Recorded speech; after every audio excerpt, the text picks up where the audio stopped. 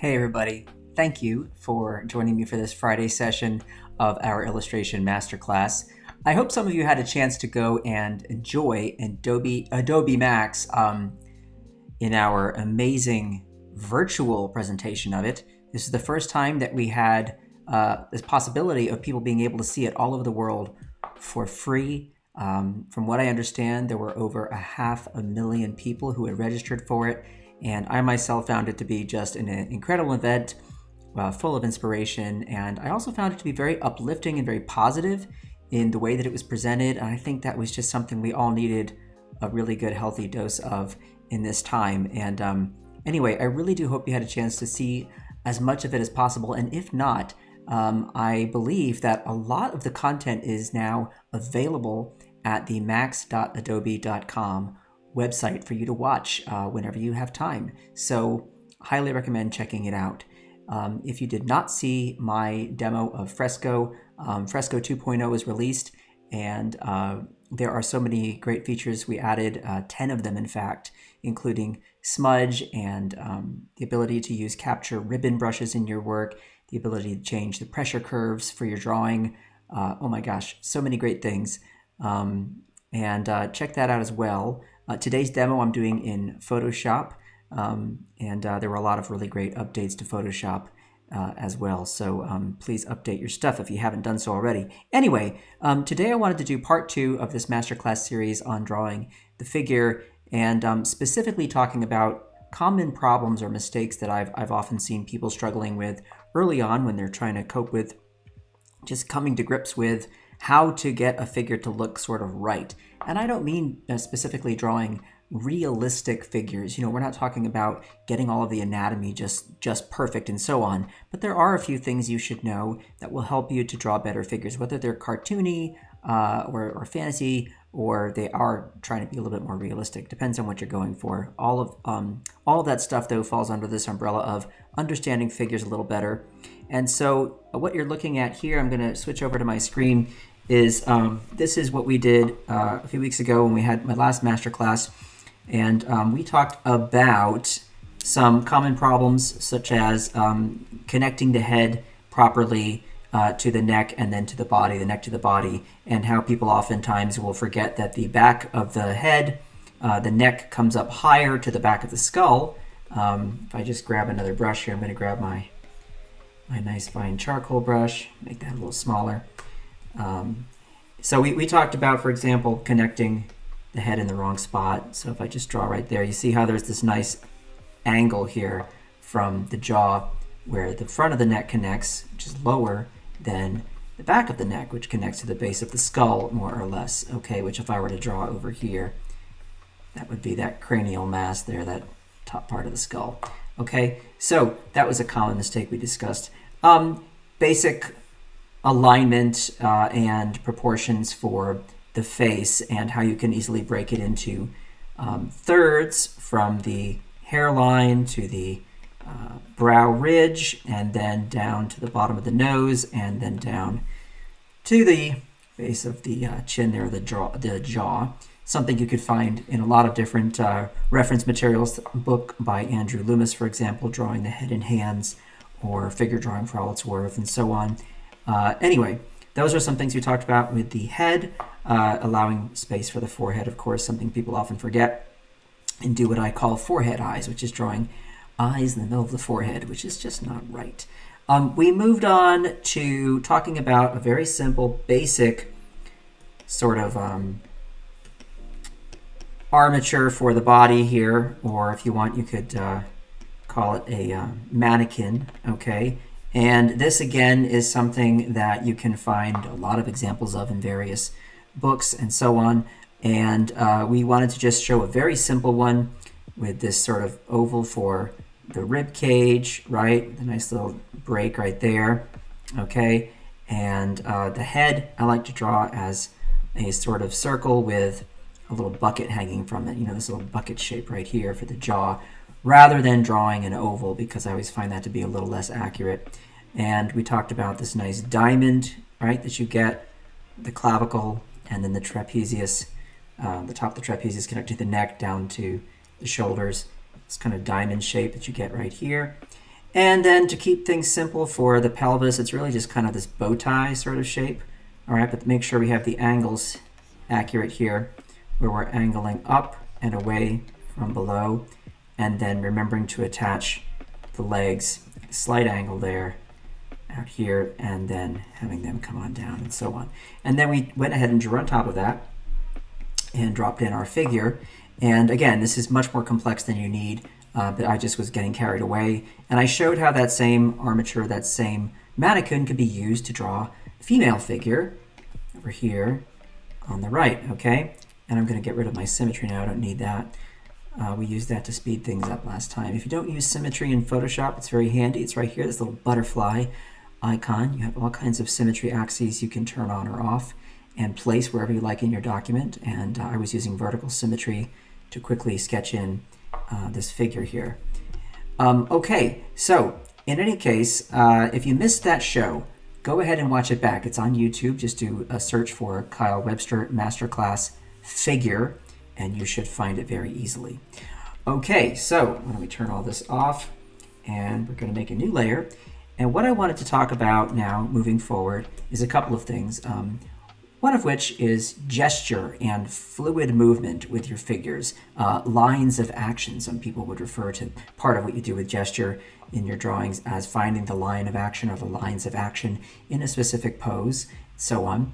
And I'm going to then move on to talk about what happens when you move one part of the body and how that affects the other parts of the body, this sort of domino effect, the chain reaction that's created there, so that you understand how to change the shape of the figures that you're drawing to make them look more believable when they are in motion and when they are moving and striking certain kinds of poses, so that they don't look so static and robotic and something doesn't look off about them.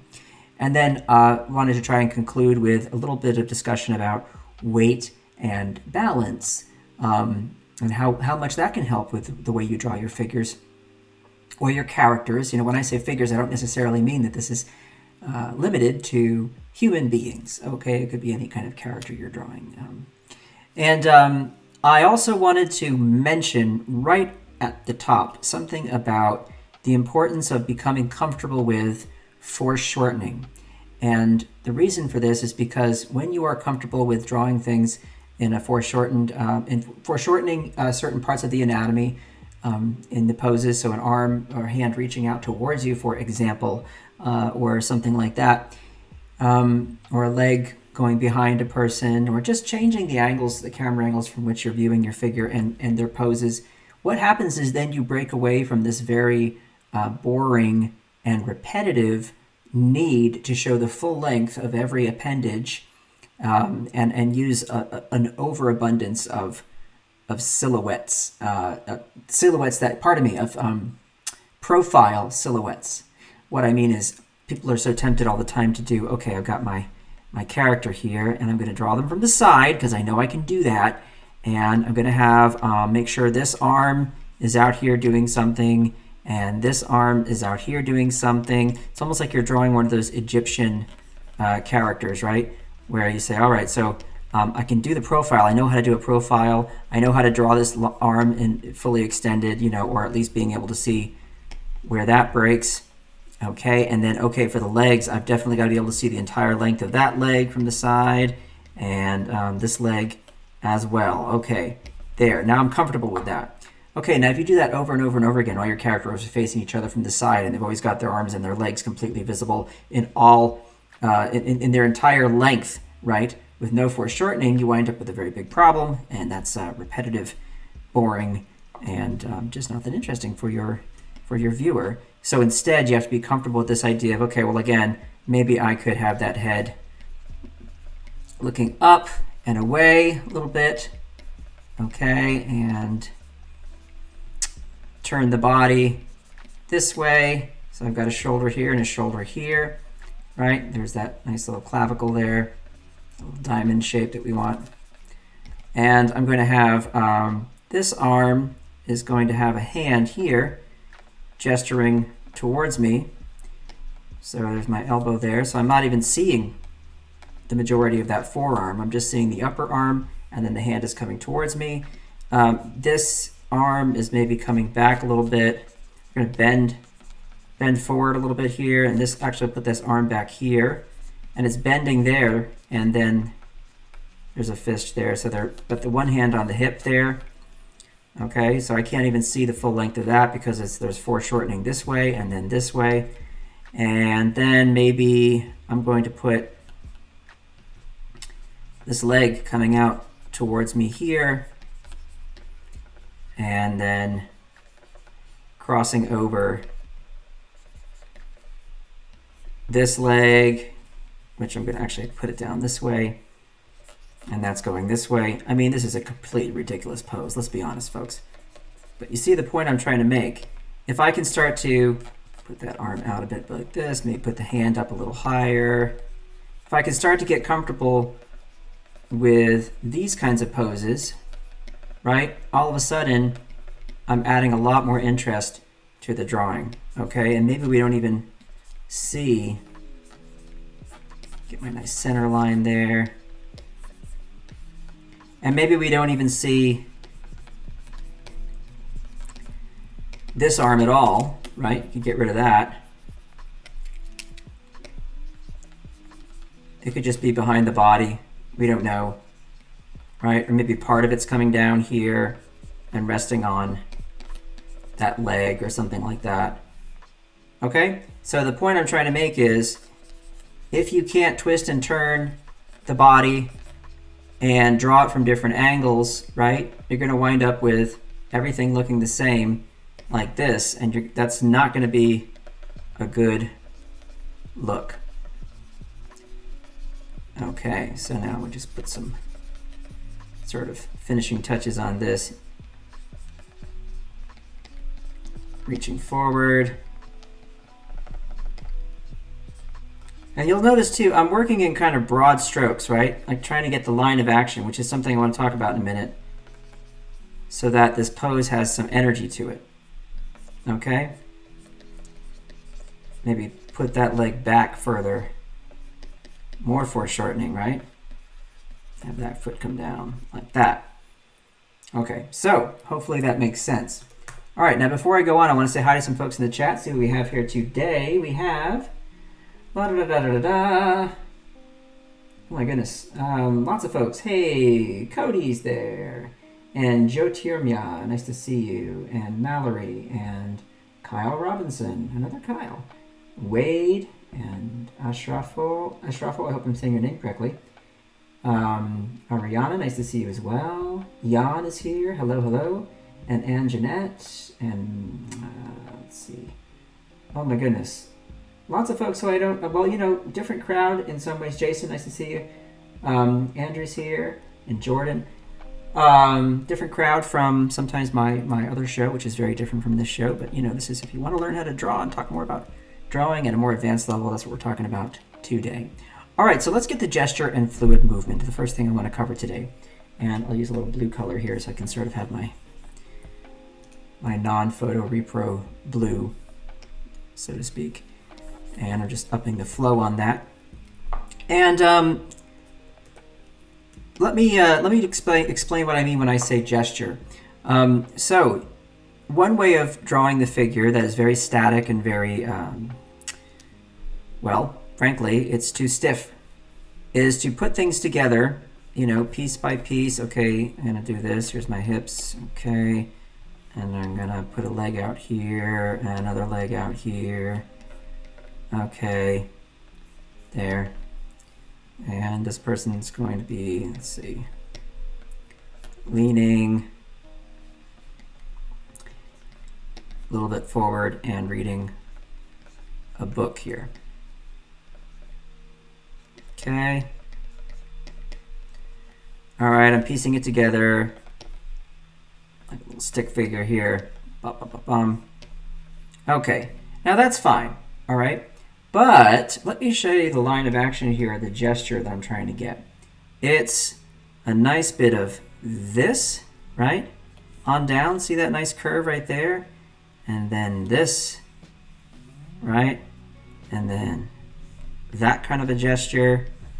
So what I'm trying to find here are a more fluid way of drawing this same pose.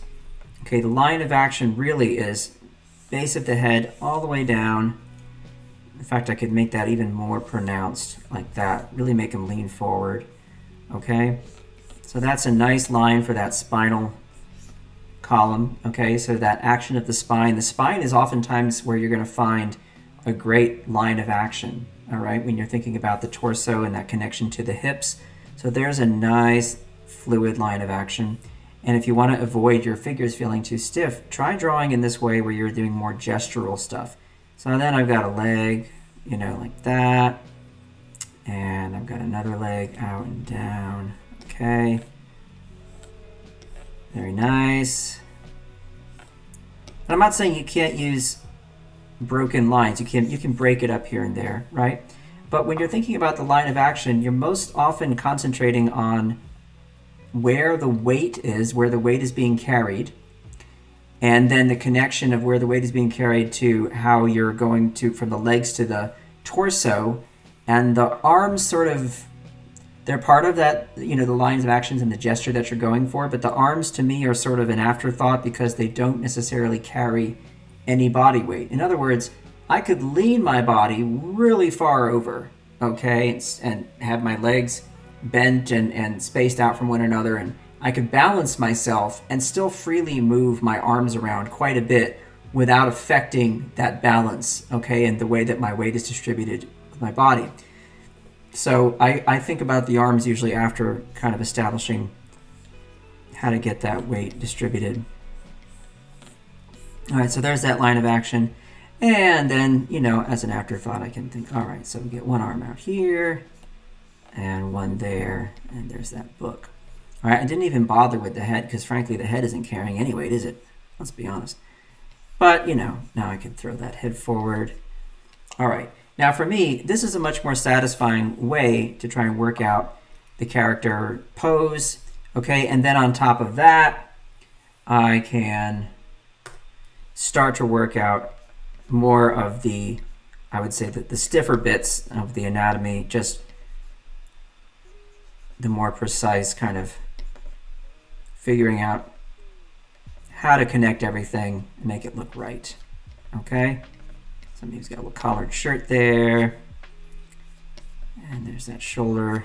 Maybe it's a short sleeve shirt. Have this one arm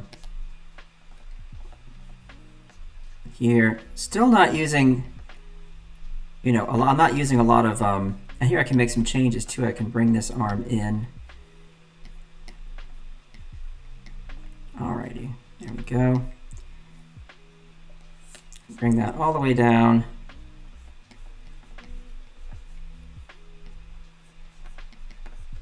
And build on top of this. And see how I'm trying to add with these lines, like they're pretty fluid. I'm trying to keep as much of that gesture that I was able to establish at the beginning in this more finished kind of drawing. It's not finished, but you know what I mean. It's tighter, right? It's tighter than where we were, right?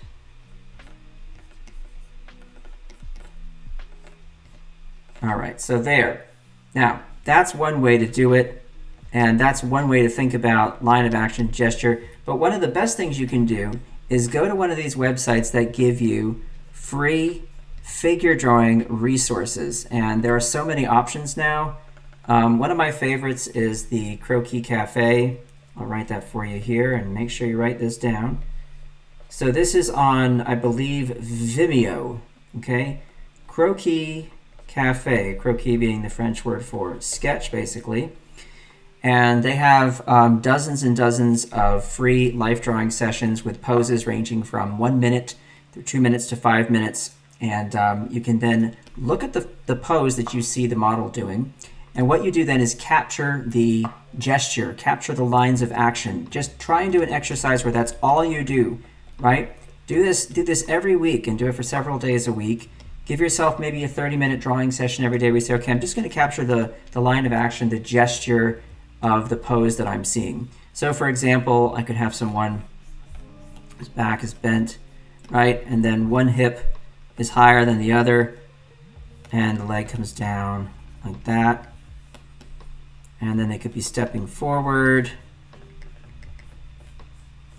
So that's like this, and then we can have maybe they're leaning over, so we just see the top of the head like that.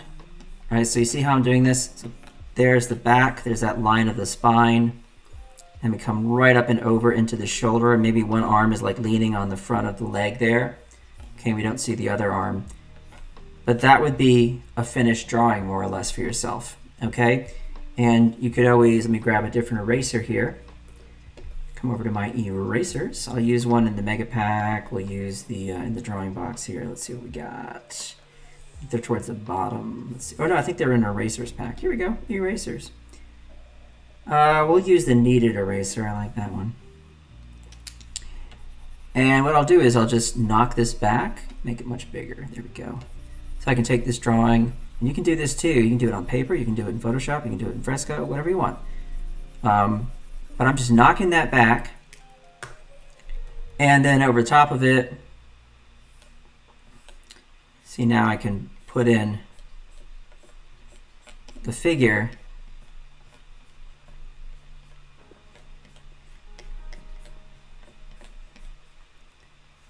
Right? Now notice the curves here. See how I'm curving over and around? I'm not flattening that line. I'm not doing this, right? I'm thinking about the fact that that torso has volume, right? So for the back there, lower back going up to the upper back, there is wrapping around the forms, okay? So that's what these contour lines are meant to represent, so that you understand that you're drawing something that has it's a three-dimensional thing. It has form, it has weight, right? This is a common problem I see, which is people forgetting to remember they're forgetting the volumes that are part of the thing that they're drawing, no matter what it happens to be, whether it's a machine, maybe it's a car or a motorcycle, or something as simple as a cup of water. People forgetting that these objects have dimension and form, and they are not flat, they are three-dimensional, right? So see, I'm even thinking about, okay, how's that shirt going to kind of bend and wrap around that figure, right? All right, and there's that little ear. So that guy's just leaning forward, doing something down there. I don't know. Okay, so we got 1 foot out here and 1 foot back there. Okay, now 1 foot, this foot is higher than this foot. Okay, and that's because this leg is going forward and this one is closer to us, right? Now, I'm thinking again about perspective. We didn't really touch on this last time, but it's worth mentioning quickly that another common problem I see is people doing this, drawing like a sort of a line it's like if you look at the daily comics we used to have in the newspaper, you would frequently see this, where all the characters are standing on this same line saying, hey, how's it going? Yeah, nice to see you. And there's no sense of there being any perspective, right? And everything's just on this flat horizon line, which also serves as the sort of floor line or ground line or whatever you want to call it. And that's fine, but it's really going to limit what you're capable of doing in your drawings and in your scenes and your storytelling if you're not thinking about the fact that really, here, if we were to just take this, and take this back to what is probably a vanishing point somewhere along over here. Okay, so if we're talking about perspective, so let me just do this a little bit more accurately. There we go. But I'm thinking about the fact that, the world, we're viewing it in 3-point perspective at all times. Helpful though that you just draw in 2-point perspective most of the time, unless you're doing a crazy extreme angle of some kind. And that is me showing you, by putting this foot higher, right, that this is closer to me than this leg gets shorter, right? And that's just a more pleasing way to do my storytelling and make this figure feel like it exists in a space, a real space. Okay, so I hope that's a helpful thing for you to think about. But we started all of that with what? With gesture, right? We started with a simple gesture, lines of action for the pose. All right, let's hide all that for a minute. And this fluid movement that you get in your characters. Now let's just take this back for a moment to the idea of cartoon characters, because I know not everybody wants to be sitting around drawing realistic figures all the time, right? So let's say that I have a little character, and I'm just going to do a really simple sort of set of shapes here, but the character is going to be raising one arm. Okay. And maybe trying to like find this basic line of action here. All right, so there we go. So I've got one leg kind of coming forward, the other one kind of back. All right, other arm is up here with a hand here and a hand here. See how simple this is? I'm not doing anything particularly special. Maybe it's like a bunny character or something. So I'll put the ears flying back this way. Okay, now this fluid line of action kind of thing we have going here, right?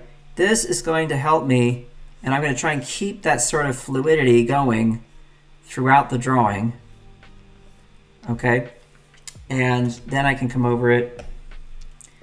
We can say, all right, so this is more of a cartoon kind of a thing, right? So we can use a center line there. We got the other eye there.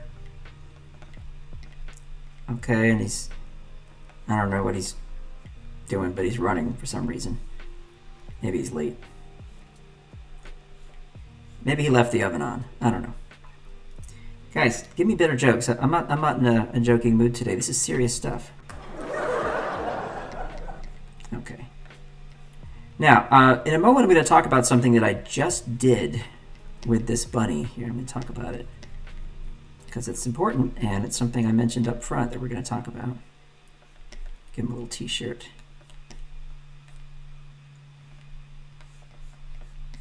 Woo! Okay. There we go, and I don't know why he's running so funny and his arm's all the way up here. That doesn't make any sense. And you can change your mind. You know, I realized that that arm was too long, so I just shorten it a little bit. Doop, doop, doop. Okay.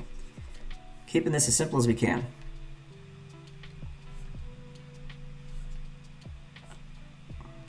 Okay. So there's our crazy running bunny.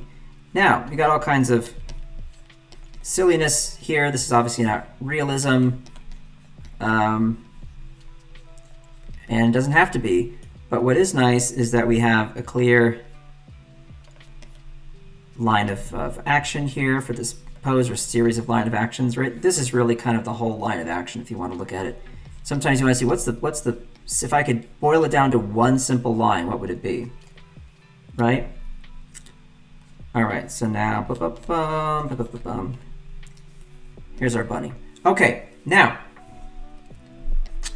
all these same rules apply, right? This is just a cartoony kind of a thing. And I could even knock this back a little bit, and we could go even simpler here. Like, let me grab another brush just to quickly illustrate this.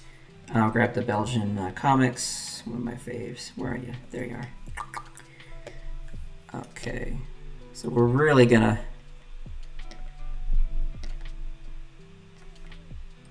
go with a simple statement here. Okay.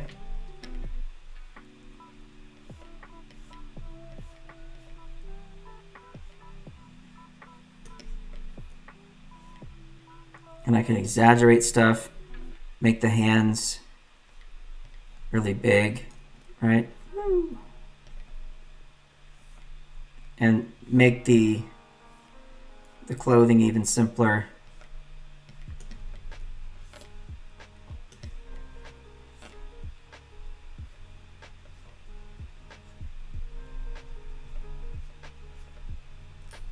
Oops.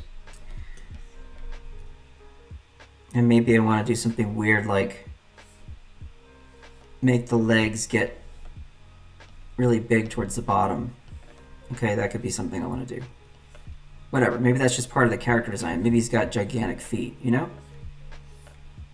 That's just part of his character. I don't care. No matter what you're doing, it still all holds up, right? Because you had that line of action to begin with, and you're trying to retain that sort of line all the way through there, if that makes sense, okay? Do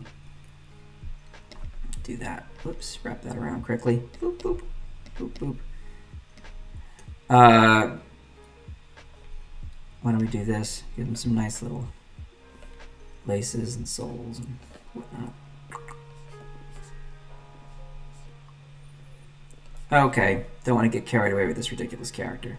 But I hope that's a helpful thing to illustrate. Now, a moment ago I said I was going to talk about something I did with the bunny. Yes, so I have his arm back and up.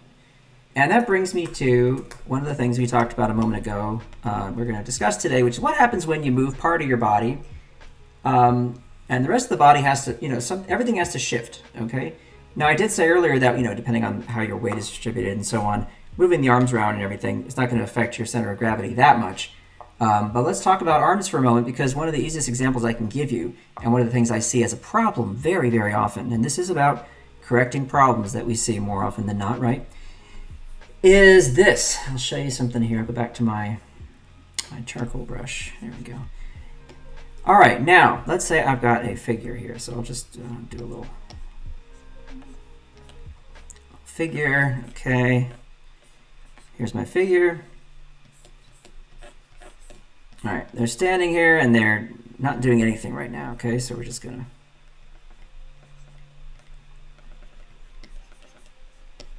have them. All right, so here's this person. Okay, arms are down at their sides. And remember what we talked about last week, which is that people very often draw arms way too short. And I asked everyone, stand up for a moment and let your arms hang freely and see where your fingertips go. And they'll go mid-thigh, okay, right about here. All right, so remember not to draw the arms too short. But anyway, all right, so we got this person here. Speaking of too short, I got the legs a little short there, but that's fine. Now, what happens when this character decides to raise their arm up? Notice what happens when you raise your arm. Does the arm raise and does the shoulder stay in one place, or is everything connected? What about the trapezius, right? What about your pectorals, all right, the chest? What happens? All that stuff is connected. All that stuff's connected. So here's a common thing I see as a problem. I'm just going to duplicate this person. I see people do this. Whoops, hang on a minute. I see people do this all the time, where they will have the arm go straight up like this. Say, excuse me, I have a question. So what's wrong with that? Let me look at the chat here and see, what do you think about that? My mic is sounding robot-y in the Photoshop scene. My mic sounds robot-y? Oh, weird. Huh, this is such a good microphone. I don't know what's going on. Maybe it's... Is it my connection? No, it says I have an excellent connection. Oh, darn. All right, let's see. Just started practicing figure drawing a couple weeks ago. This would be helpful. Oh, yeah, the that website I mentioned, Croquis Cafe. Oh, it's so great. I am not Sensei. I am not a cyborg. I hope my mic sounds better now. Tell me if it still sounds weird, folks. Sketchimus Prime, that's funny. Okay, so anyway, oh my gosh, there's so many comments, gang. I've missed a lot. Sorry, I'm really busy with my drawing here. Chest has not moved, says Debbie. Traps are in the wrong place. Yes, all these things. Arm would be closer to the ear. Yes, all these things. So what is going on? Well, we have to move everything else in the body, do we not? Okay, so why don't we go back to this and we'll just slide that over here and we'll improve, we'll improve this, and we'll say, okay, now what has to happen? All right, so angle of the chest here is going to come up because all those pectoral muscles are attached right there, just under the delt, and where the bicep is, right? Okay, under the arm. Now what happens here? This goes up, shoulder goes up, okay? Typically, you're going to tilt your head a little bit to the side, so we're going to tilt that, move that. And we're going to drop this shoulder slightly. Okay, this is going to slide up as the whole chunk right here goes up and over. So raise that shoulder and compress it, and then up we go with that arm. Okay, now even if you're doing this in a really, really cartoony, simple way, not in any kind of realistic way, this is going to make a huge difference in how you draw. Okay, slide that over there and give you an example here. So why don't we now go to that Belgian comics brush and see what a difference that makes. So we have, for example, one figure here.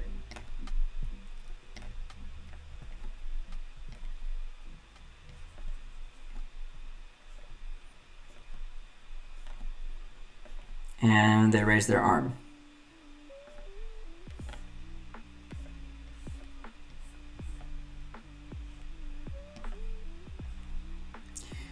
That looks wrong, doesn't it? It does indeed.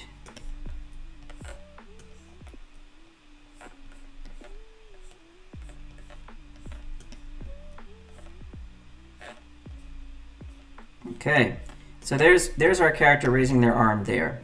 Now let's just do the same kind of character, but we'll do over here. We're gonna tilt the head a bit.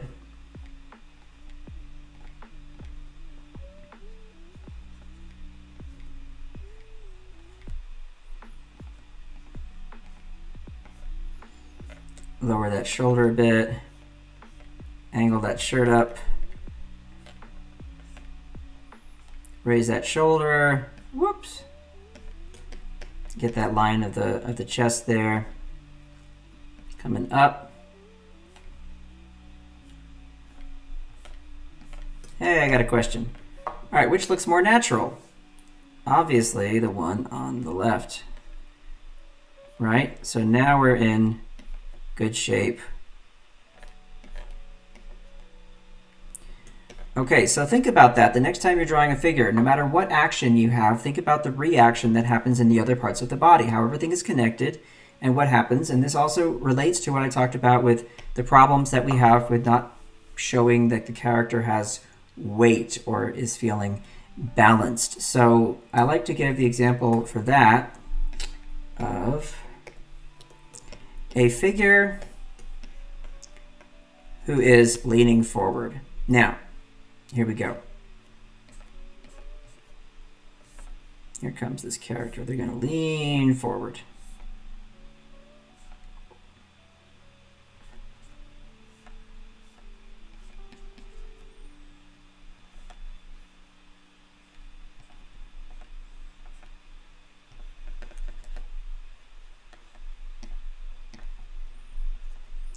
Okay, there you go. Now he's gonna pick something up, I think.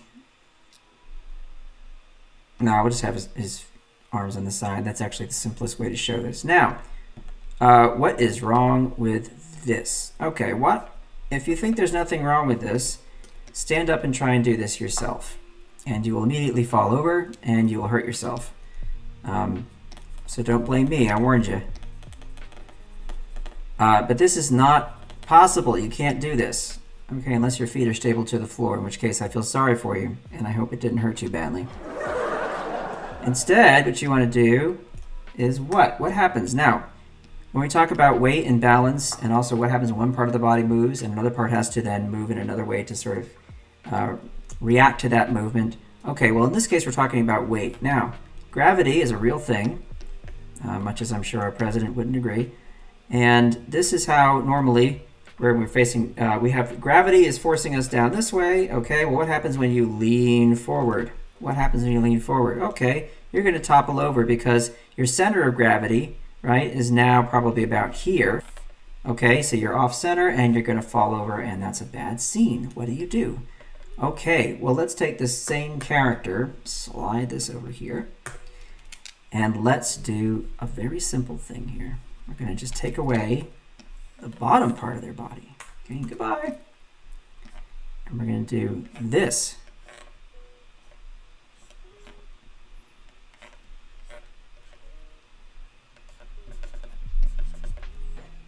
So what did I change there? What am I doing differently? I am taking the legs and I'm scooting the butt back, okay? Having the legs at a slight angle this way instead of straight up and down. And now this person is able to more believably lean forward and look down at something. But there's another thing you can do. Slide this over here. Do one more. And that is, get rid of all this. What about this?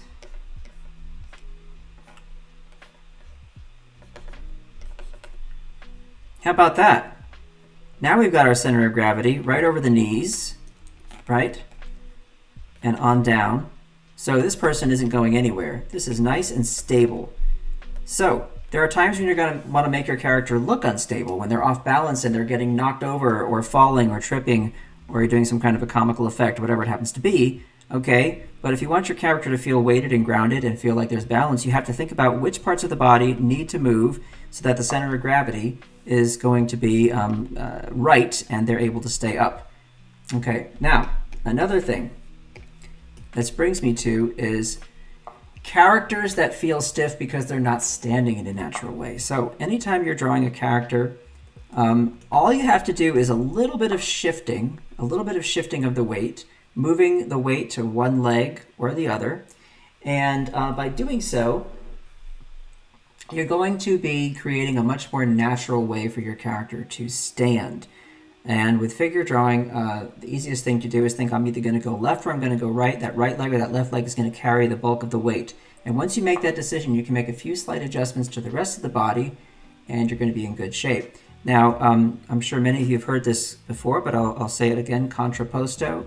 Contrapposto is this idea introduced, I believe, with ancient Greek sculpture, and then, of course, copied by the Romans of, if you look at the figures that are standing in such a way that one shoulder is slightly higher than the other, and one hip is slightly higher than the other, and one leg is bent, and the other one is a little straighter, and their weight is clearly being felt through one leg more and carried on one hip, and so on. And the body moves in this beautiful way to counterbalance all of these little things that are happening all throughout the form, from the feet all the way up through the head, and a slight tilt of the head. And you get this gorgeous balancing act, okay? You stack everything on top, that contrapposto. And if I could try and draw it, let's see if I can, I always struggle with the old contrapposto. I mean, it sounds easy, but it really isn't, at least not for me, but I'll try anyway. So here's what you got. You got sort of a 1 and a 2. Let me get that out a little bit wider. Oh, and by the way, just look up contrapposto and you'll see exactly what I mean.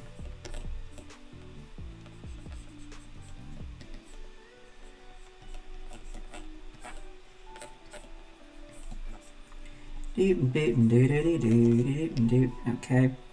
so we're going to go high here and low there. I'm going to say, okay, 1 there.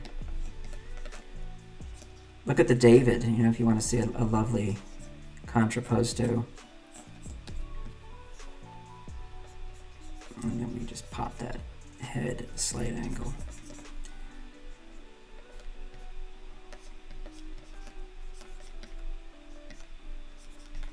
Okay. Hips back a bit. There's a little butterfly right there.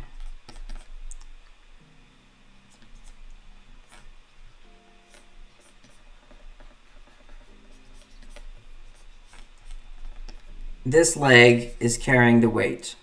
Okay, so this hip is a little higher, a little straighter. Other leg is going to come forward a little bit. Okay.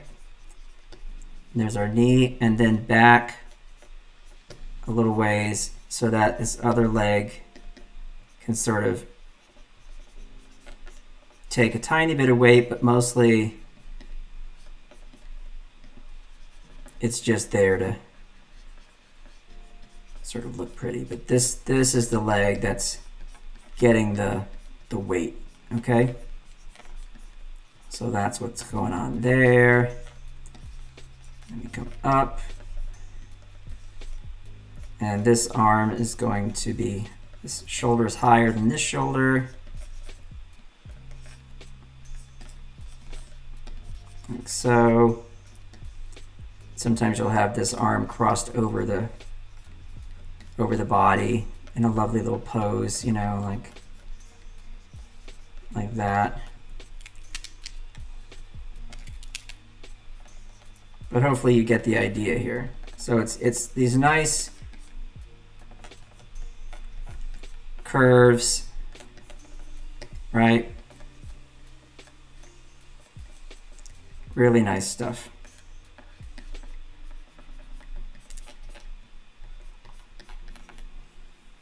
Okay, and then we tilt the head this way slightly. It's pretty subtle stuff. I think I'm kind of overdoing it here, but you should get the idea. Okay. And there it is. All right, a little contrapposto kind of action there. Okay, hope that makes sense. Again, not the easiest thing for me to draw, especially under pressure, but hopefully you get the idea. Okay, now with your characters, the way you make them stand, you can make this much simpler on yourselves. You don't have to go for this full contrapposto action. But what you can do is instead of having a character stand straight up and down, right, and say, hey, I'm over here and I'm talking to you. Okay. I'm having a conversation. Yada, yada. Okay.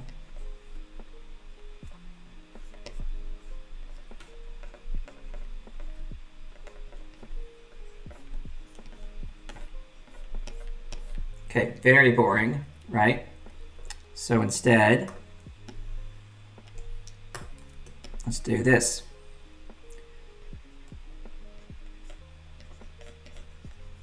Get that line of action first. Okay, so let me see. Here's the total height of the person. Here's my line of action.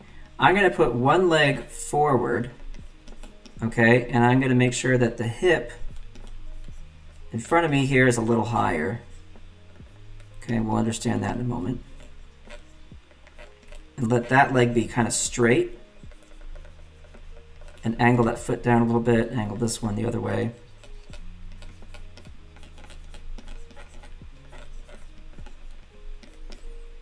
Okay, so now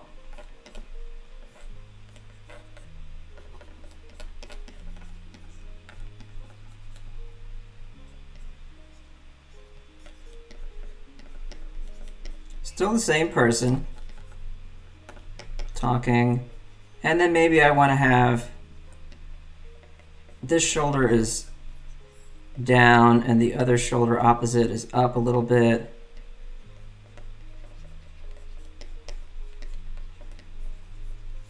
Maybe lean the head forward a little bit.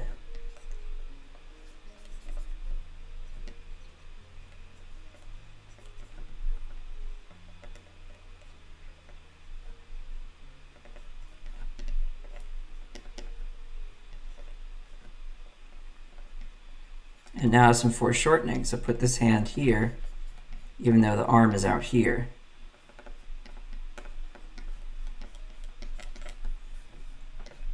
Okay, and if I knock this back, oops, wrong eraser. How do I get back to my other eraser? That was a mistake. I know what I'll do. I'll use opacity, the magic of Photoshop.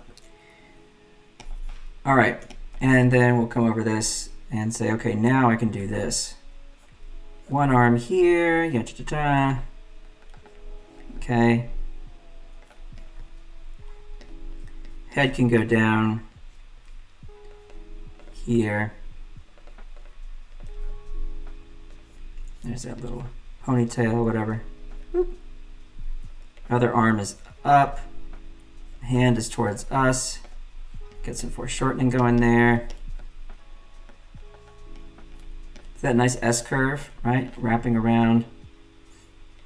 This leg is coming kind of straight down. And then this one comes out a little ways. It's going to be higher because it's further away from us, and our horizon line is going to be somewhere around here, probably, or there. So now this character is not so static, and we've got some weight shifting happening. Okay, so hopefully that makes sense and you all understand what I'm getting at here with making that more interesting. Okay, then something like this over and over and over again. Again, going back to this sort of Egyptian hieroglyphics kind of way of handling the figure, which just can't do you any favors, I have to say. It's not the best look. No slam on the artist who did the hieroglyphics, though. Great stuff. Okay, see if I have any questions here before I do anything else. Yada yada yada. Legs on Kyle's straight-legged person on the left looks like the way I draw legs. Oh, that's very kind. Thanks for saying you want to watch more. Well, I will be doing a lot more of these. Never managed to catch. Okay, etc. There. If we catch a stream, we can. Okay. If anyone has any questions, post away and let me know. I'm scrolling through the chat trying to catch some. The axle has to be perpendicular to balance the figure, says Bina. Oh, won't the back arch a bit? I'm not sure which image you were talking about, Mallory, which one that was. I assume that was the one where the person was leaning forward. Oh, needs to bend his knees. Yes, we went ahead and did that, didn't we? Okay, excellent. All right, so we have covered now some what happens when one part of the body moves, gesture and fluid movement, lines of action, using foreshortening to avoid repetitive silhouettes, and so on. So why don't we just close it out? We've got just enough time. I'll try and do like a figure in motion by using all these principles. Okay. So let's see. I will think about a pose here for a moment. Well, okay. How about if someone's doing like a sort of karate kick or something like that? All right. There's a lot of stuff involved there. So here's this line of action of like the legs, right? So the kick is here. There's a foot there. There's a foot there. And I'm going to have the whole torso is going to be kind of, it's bent because I've got to get the weight forward. All right, so I'm going to have one. Let's see here and get this. I just figure out the gesture first. Then I have to counterbalance this big area here, okay, where all this space is. I got to make sure I counterbalance it and get the body back far enough. So probably I need to actually get the head more like about there. And then get the arm sort of back a little bit. And then out like so.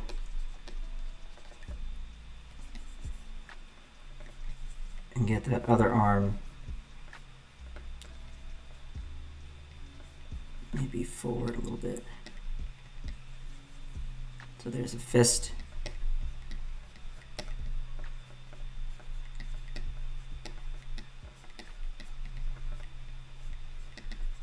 Okay.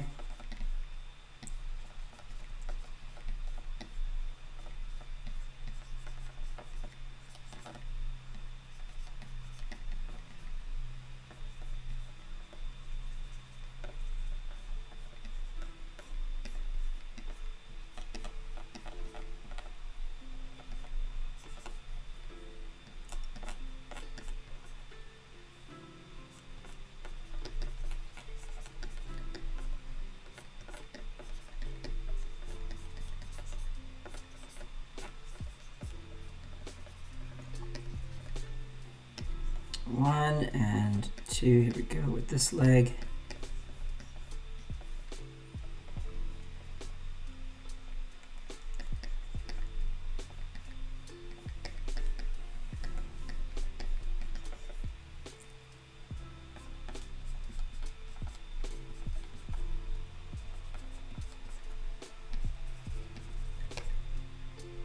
Maybe instead get the arm up here, get a little fist right there. That feels good, I like that. So foreshortening, right? Hand towards me. See a little bit of the forearm, but not as much as if we were the head all the way down here.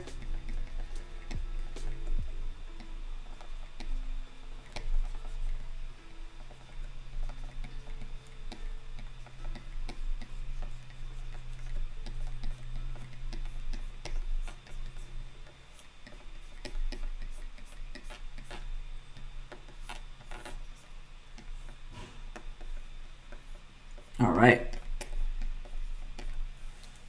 So that is how I would put it in practice. So we have a line of action there, you can see, right? And we've got we're counterbalancing here to keep the person from falling over. Might even have this leg come in more, you know, like this. That might be even better. I like that. But, you know, I try to work with these longer lines, etc. Hopefully you get the idea. We'll do another one of these, hopefully in 2 weeks. I believe next week there are no Adobe Live masterclasses, but the week after that, I'm going to continue on this theme.